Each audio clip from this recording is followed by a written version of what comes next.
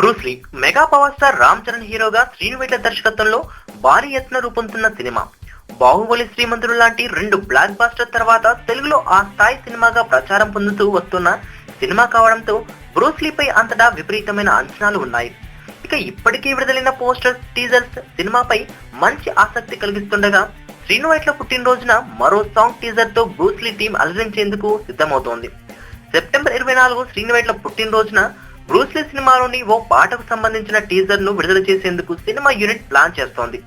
ఇక ఈ మధ్య విడుదలైన ఒక సాంగ్ టీజర్ కు మంచి రెస్పాన్స్ రావడంతో మరింత ఉత్సాహంతో కొత్త సాంగ్ టీజర్ ను బ్రూస్లీ టీం రిలీజ్ కు సిద్ధం చేస్తోంది.